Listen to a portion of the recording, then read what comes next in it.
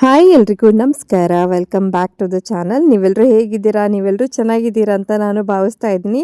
So Christmas ರಜೆಗಳು start ಆಯ್ತಲ್ಲ, ಹಾಗಾಗಿ ಎಲ್ಲಾದರೂ ಒನ್ ಡೇ ಔಟಿಂಗ್ ಹೊರಡೋಣ ಅಂಥೇಳಿ ಇವತ್ತು ಹೋಗ್ತಾ ಇದ್ದೀವಿ.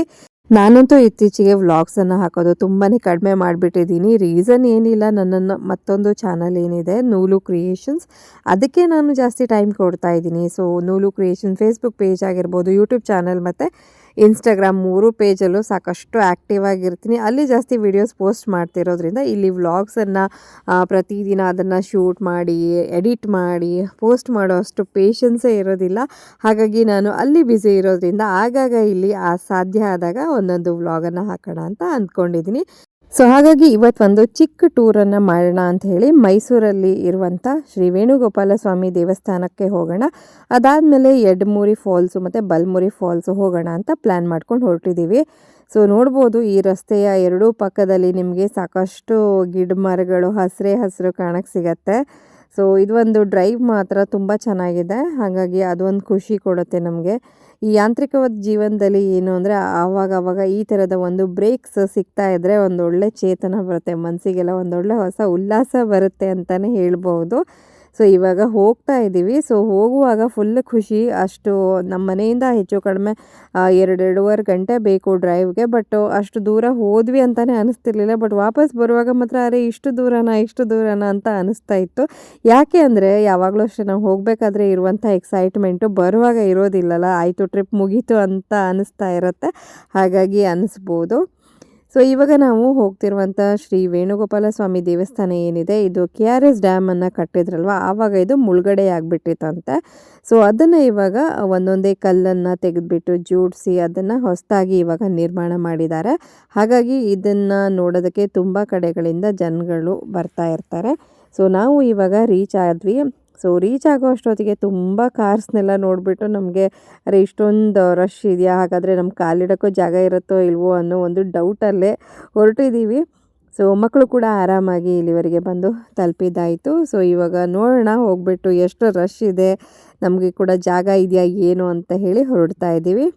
ಭಾನುವಾರ ಆಗಿತ್ತು, ಹಾಗಾಗಿ ಸ್ವಲ್ಪ ರಶ್ಶು ನ್ಯಾಚುರಲಿ ಇರುತ್ತೆ. ರಶ್ ಈಸ್ ಎಕ್ಸ್ಪೆಕ್ಟೆಡ್ ಅಂತಲೇ ಹೇಳ್ಬೋದು. ಹಾಗೆ ಮಕ್ಕಳಿಗೂ ಕೂಡ ವೆಕೇಷನ್ ಕೂಡ ಇದೆಯಲ್ಲ, ಹಾಗಾಗಿ ಎರಡೂ ಸೇರಿ ರಶ್ಶು ಜಾಸ್ತಿನೇ ಇರುತ್ತೆ. ಸೊ ಇಲ್ಲಿ ಟೆಂಪಲ್ ನೋಡೋಕ್ಕೆ ಬಂದರೆ ಸಖತ್ತಾಗಿದೆ. ಟೆಂಪಲ್ ಚೆನ್ನಾಗಿ ಮಾಡಿದ್ದಾರೆ ಮತ್ತು ವಿಶಾಲವಾಗಿದೆ. ಎಷ್ಟು ಜನ ಬಂದ್ರೂ ಕ್ರೌಡೆಡ್ ಅಂತ ಅನಿಸೋದೇ ಇಲ್ಲ. ಹಾಗಾಗಿ ಎಷ್ಟು ಜನ ಬೇಕಿದ್ರೂ ಬರ್ಬೋದು, ತೊಂದರೆ ಇಲ್ಲ. ಮತ್ತು ನನಗಿಲ್ಲಿ ಜಾಸ್ತಿ ಕಣ್ಣು ಸೆಳೆದಿದ್ದು ಇಲ್ಲಿ ಇರುವಂಥ ತುಳಸಿ ಗಿಡ. ಎಷ್ಟೊಂದು ತುಳಸಿ ಇದೆ ಅಂದರೆ, ಸ್ಪೆಷಲಿ ನನ್ನ ಅಮ್ಮ ಏನಾದರೂ ಇದನ್ನು ನೋಡಿಬಿಟ್ರೆ ಅವರು ಇಲ್ಲೇ ಒಂದಷ್ಟು ಕೊಯ್ಕೊಂಡು ಹೋಗೋಣ, ದಿನ ನಾನು ಮಾಲೆ ಮಾಡಿ ದೇವ್ರಿಗೆ ಹಾಕ್ತೀನಿ ಅಂತ ಹೇಳ್ತಿದ್ರು ಅಂತ ಮಾತಾಡ್ಕೊಳ್ತಾ ಇದ್ವಿ ನಾನು ನನ್ನ ತಂಗಿ ಇಬ್ರು. ಅಷ್ಟೊಂದು ತುಳಸಿ ಇದೆ. ಹಾಗೆ ಇಲ್ಲಿ ನಿಮಗೆ ಅಲ್ಲಲ್ಲಿ ಈ ಥರ ಚಿಕ್ಕ ಚಿಕ್ಕ ಗೋಪುರಗಳನ್ನು ಕೂಡ ಕಟ್ಟಿದ್ದಾರೆ. ಸೊ ಫೋಟೋಗ್ರಫಿಗೆ ವಿಡಿಯೋಗ್ರಫಿಗೆ ಎಲ್ಲ ಸಖತ್ತಾಗಿದೆ ಮಾತ್ರ ಪ್ಲೇಸು. ಮತ್ತು ಮೇಯ್ನ್ ದೇವಸ್ಥಾನ ಏನಿದೆ ಅಲ್ಲಿ ನಾನು ನಿಮಗೆ ಫಸ್ಟ್ ವೀಡಿಯೋದಲ್ಲಿ ತೋರಿಸಿದ್ನಲ್ಲ, ಕ್ಯೂ ಕಾಣಿಸ್ತು ನೋಡಿ, ಅಲ್ಲಿಂದ ಒಳಗಡೆ ಹೋಗಿ ದರ್ಶನ ಪಡೆದ್ಬಿಟ್ಟು ಆಮೇಲೆ ನಾವು ವಾಪಸ್ ಬರಬೇಕು. ಸೊ ಆ ಒಂದು ಪ್ಲೇಸಲ್ಲಿ ನಮಗೆ ಫೋಟೋಗ್ರಫಿ ಆಗಲಿ ವಿಡಿಯೋಗ್ರಫಿ ಆಗಲಿ ಯಾವುದು ಕೂಡ ಅಲೌಡ್ ಇಲ್ಲ. ನೋಡಿ ಇಲ್ಲಿ ಇಷ್ಟೊಂದು ಕ್ಯೂ ಇದೆ. ಸೊ ನಿಧಾನಕ್ಕೆ ಕ್ಯೂ ಕ್ಲಿಯರ್ ಆಗ್ತಾ ಹೋಗುತ್ತೆ. ಮತ್ತು ಇಲ್ಲಿ ಏನು ಅಂತಂದರೆ ಇಲ್ಲಿ ನಿಮಗೆ ದೇವರ ಪೂಜೆ ಮಾಡೋದಾಗಲಿ, ಆರತಿ ಪೂಜೆ ಅಥವಾ ಕಾಣಿಕೆ ಹಾಕೋದು ಈ ಥರದ್ದು ಯಾವುದೇ ಇಲ್ಲ. ಜಸ್ಟ್ ನೀವು ದೇವ್ರ ದರ್ಶನ ಮಾಡಿ ಕೈ ಮುಗಿದು ಹೊರಗೆ ಬರಬೇಕು ಅಷ್ಟೇ, ಆ ಥರ. ಸೊ ಒಳಗೆ ಹೋಗ್ತಿದ್ದ ಹಾಗೇ ಮೈಕಲ್ಲಿ ಅನೌನ್ಸ್ ಮಾಡೋಕ್ಕೆ ಸ್ಟಾರ್ಟ್ ಮಾಡಿಬಿಡ್ತಾರೆ, ಯಾವುದೇ ದುಡ್ಡನ್ನು ಹಾಕಬೇಡಿ ಅಂಥೇಳಿ ಮತ್ತು ಫೋಟೋಸ್ ತೆಗಿಬೇಡಿ ಅಂಥೇಳಿ. ಸೊ ಆ ರೀತಿ ನಾವು ಅಲ್ಲಿನ ಒಂದು ರೂಲ್ಸ್ ಏನಿರುತ್ತೆ ಅದನ್ನು ಒಬೇ ಮಾಡಿಕೊಂಡು ನಮ್ಮ ಒಂದು ಖುಷಿಯನ್ನು ಕೂಡ ಪಡಬೇಕಾಗತ್ತೆ ಅಲ್ವಾ. ಸೊ ಈಗ ನಾವು ಹೊರಗೆ ಬಂದಿದ್ದಾಯಿತು. ಹೊರಗಡೆ ನೀವು ಎಷ್ಟೇ ಫೋಟೋಸ್ ತೆಗೀರಿ ಏನೂ ತೊಂದರೆ ಇಲ್ಲ. ಹಾಗೆ ಇಲ್ಲಿ ಅಲ್ಲಲ್ಲಿ ನೋಡಿ ಈ ಥರ ರಥದ ರೀತಿ ಎಲ್ಲ ಕಲ್ಲಿನ ಕೆತ್ತನೆಗಳನ್ನು ಮಾಡಿದ್ದಾರೆ. ಅದೆಲ್ಲ ಸ್ಪೆಷಲ್ ಅಟ್ರಾಕ್ಷನ್ ಫೋಟೋಸ್ ತೆಕ್ಕೊಳ್ಳೋರಿಗೆ ಸ್ಪೆಷಲಿ.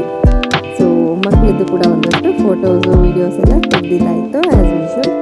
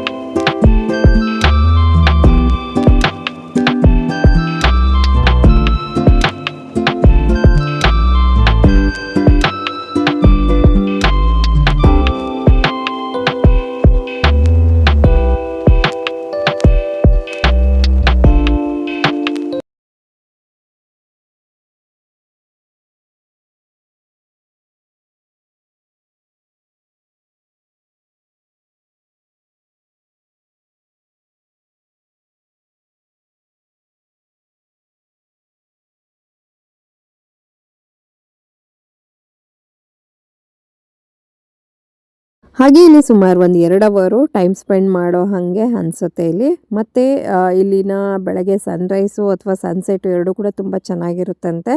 ಬೆಳಗ್ಗೆ 9 ಗಂಟೆಯಿಂದ ಸಂಜೆ 6:30ವರೆಗೆ ದೇವಸ್ಥಾನ ಓಪನ್ ಇರುತ್ತೆ. ಸೊ ಇಲ್ಲಿನ ದೇವಸ್ಥಾನದ ಸುತ್ತಮುತ್ತಲು ನಿಮಗೆ ನೀರು ಕಾಣಿಸುತ್ತೆ. ಬಟ್ ನಿಮಗೇನು ಮುಟ್ಟಕ್ಕೆ ಸಾಧ್ಯ ಇಲ್ಲ.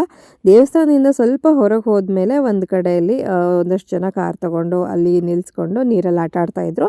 ಸೊ ಹಾಗೆ ಮಾಡಬಹುದು ಬೇಕಾದರೆ. ಬಟ್ ನಾವಿವಾಗ ಎಡಮೂರಿ ಫಾಲ್ಸ್ಗೆ ಹೋಗ್ತಿರೋದ್ರಿಂದ ಅಲ್ಲಿ ಮತ್ತೆ ಸ್ಟಾಪ್ ಮಾಡೋಕ್ಕೆ ಹೋಗಿಲ್ಲ. ಹಾಗೆ ನಮ್ಮ ಪ್ರಯಾಣವನ್ನು ಮುಂದುವರಿಸಿದ್ದೀವಿ. ಸೊ ಹೀಗಿತ್ತು ದೇವಸ್ಥಾನದ ಒಂದು ಪಯಣ. ದೇವಸ್ಥಾನ ತುಂಬ ಚೆನ್ನಾಗಿದೆ, ತುಂಬ ಖುಷಿ ಆಯಿತು. ಅದೆಲ್ಲ ಮುಗಿಸ್ಕೊಂಡು ಇವಾಗ ಮಕ್ಕಳಂತೂ ದೇವಸ್ಥಾನಕ್ಕಿಂತ ಜಾಸ್ತಿ ಅವರಿಗೆ ನೀರಲ್ಲಿ ಆಡೋಕ್ಕೆ ಸಿಗತ್ತೆ ಅಂತ ಮನೇಲಿ ಏನು ಹೇಳಿದ್ವಿ ನೋಡಿ, ಅದನ್ನೇ ಕೇಳ್ತಾಯಿದ್ರು. ಎಷ್ಟೊತ್ತಿಗೆ ನೀರಲ್ಲಿ ಆಡ್ಬೋದು, ಎಷ್ಟೊತ್ತಿಗೆ ನೀರಲ್ಲಿ ಆಡ್ಬೋದು ಅಂತೇಳಿ. ಸೊ ಅವರನ್ನು ಆಯಿತು ಇನ್ನೇನು ಆಯಿತು ಬರ್ತಾ ಇದ್ದೀವಿ ಅಂತ ಹೇಳೋ ತನಕ ಅವ್ರಿಗೆ ಪೇಷನ್ಸೇ ಇಲ್ಲ, ಆ ರೀತಿ ಆಗಿತ್ತು. ಹಾಗೆ ದೇವಸ್ಥಾನಕ್ಕೆ ಯಾವುದೇ ಎಂಟ್ರಿ ಫೀಸ್ ಕೂಡ ಇಲ್ಲ, ಫ್ರೀಯಾಗಿ ಎಂಟ್ರೆನ್ಸ್ ಇರುತ್ತೆ. ಸೊ ನೆಕ್ಸ್ಟ್ ನಾವೀಗ ಬಂದ್ವಿ ನೋಡಿ, ಇದು ನಿಮಗೆ ಎಡಮೂರಿ ಫಾಲ್ಸ್ ಅಂತ ಹೇಳಿ.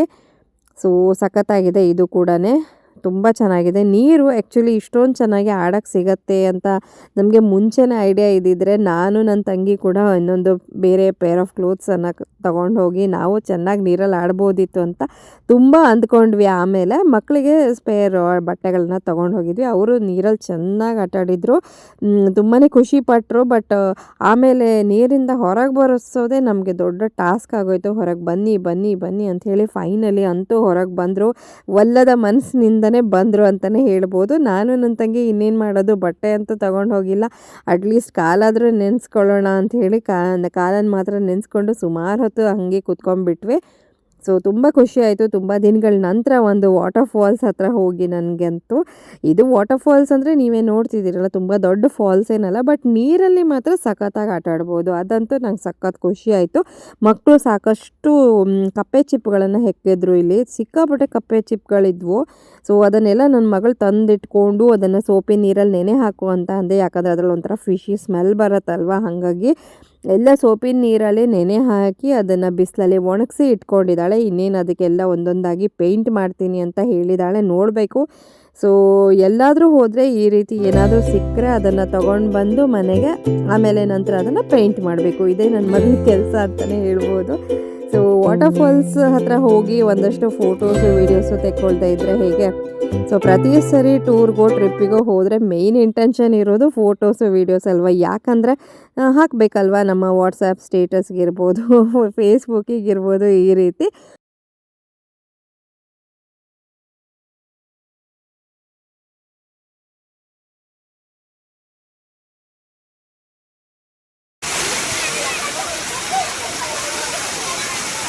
ಸೊ ಈ ಎಡಮೂರು ಫಾಲ್ಸನ್ನು ನೀಟಾಗಿ ನಮ್ಮ ಮೊಬೈಲು ಮತ್ತು ಕಣ್ಣುಗಳಲ್ಲಿ ಸೆರೆ ಹಿಡ್ಕೊಂಡು ವಾಪಸ್ಸು ಬರ್ತಾ ಎಲ್ಲರಿಗೂ ಹೊಟ್ಟೆ ತಾಳ ಹಾಕ್ತಾಯಿತ್ತು. ಇಲ್ಲಿ ನೋಡಿ ಮೀನು ಹಿಡಿತಾ ಇದ್ದಾರೆ ಒಂದಷ್ಟು ಜನರು. ಮೋಸ್ಟ್ಲಿ ಅದನ್ನು ತಗೊಂಡೋಗಿ ತಿಂತಾರೆ ಅನಿಸುತ್ತೆ, ಗೊತ್ತಿಲ್ಲ. ಸೊ ಇಲ್ಲೇ ಆನ್ ದ ವೇ ನಾವು ರುಚಿ ಮನೆಯಲ್ಲಿ ನಿಲ್ಲಿಸ್ಬಿಟ್ಟು ಹೊಟ್ಟೆ ತುಂಬ ಊಟ ಮಾಡಿಕೊಂಡು ಖುಷಿಯಾಗಿ ಮನೆಗೆ ಬಂದ್ವಿ. ಇದಾಗಿತ್ತು ಇವತ್ತಿನ ಒಂದು ಪುಟ್ಟ ವ್ಲಾಗ್. ಸೊ ನೆಕ್ಸ್ಟು ಎಲ್ಲೆಲ್ಲಾದರೂ ನಾವು ಹೋದರೆ ಅಲ್ಲಿದ್ದು ಒಂದು ವೀಡಿಯೋಸನ್ನು ಮಾಡಿ ಹಾಕ್ತಾ ಇರ್ತೀನಿ. ಸೊ ಸ್ಟೇ ಟ್ಯೂನ್, ನಮ್ಮ ಚಾನಲನ್ನು ಸಬ್ಸ್ಕ್ರೈಬ್ ಮಾಡ್ಕೊಂಡು ಸಪೋರ್ಟ್ ಮಾಡಿ. ಮತ್ತು ನಿಮಗೆ ರೆಗ್ಯುಲರ್ ಹಾಲ್ ವೀಡಿಯೋಸು, ಸೀರೆ, ಜ್ಯುವೆಲ್ರಿ ಮತ್ತು ಕುರ್ತಾಸ್ ಇವುಗಳದ್ದೆಲ್ಲ ನೋಡಬೇಕು ಅನಿಸಿದ್ರೆ ನನ್ನ ನೂಲು creation Facebook page, YouTube channel ಮತ್ತು ಇನ್ಸ್ಟಾಗ್ರಾಮ್ 3 ಕಡೆನೂ ಇದೆ. ಅಲ್ಲೂ ಕೂಡ ನೀವು ಬೇಕಿದ್ದರೆ ಇಂಟ್ರೆಸ್ಟ್ ಇರೋರು ಫಾಲೋ ಮಾಡ್ಕೊಳ್ಳಿ. ನಮ್ಮ ಜರ್ನಿ ಇನ್ನೇನು ಮುಗೀತು, ವ್ಲಾಗ್ ಕೂಡ ಮುಗಿತಾ ಇದೆ. ವಿಡಿಯೋವನ್ನು ಕೊನೆ ತನಕ ನೋಡೋದಕ್ಕೆ ತಮ್ಮೆಲ್ಲರಿಗೂ ಧನ್ಯವಾದಗಳು. Thank you for watching. Take care.